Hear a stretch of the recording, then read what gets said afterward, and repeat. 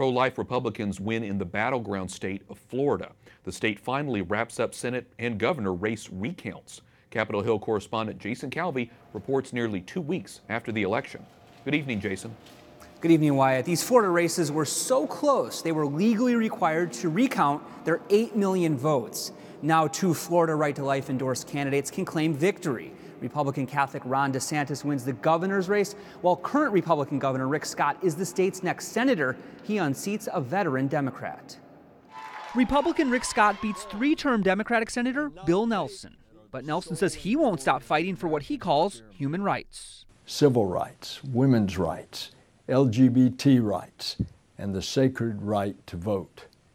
We must end all forms of voter suppression. Dr. Grazie Christie of Florida points to the importance of judicial nominations. It was very important to a lot of people that I know, and a lot of people across the country, to elect Republican senators that would support pro-life judges, and especially judges that hew to the Constitution. With Scott's win, Republicans add to their Senate majority, a majority that can confirm more of President Trump's judges.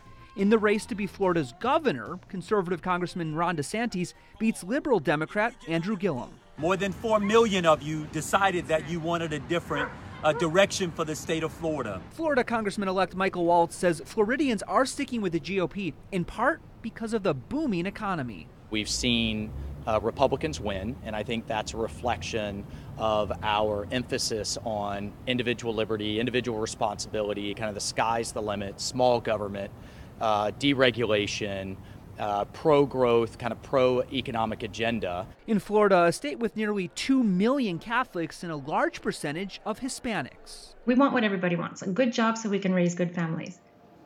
In Georgia, Democrat Stacey Abrams came in 60,000 votes short of a win. She's refused to officially use the word concede to the winner, Republican Governor-elect Brian Kemp. Now, Abrams vows to sue in federal court for a reform of the electoral system. She blames Kemp for what she's calling voter suppression. Wyatt? Jason, what can you tell us about the results coming out today in Texas?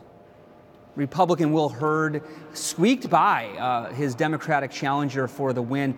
Hurd is one of a few GOP Trump critics in the House. His district stretches from San Antonio all the way to El Paso.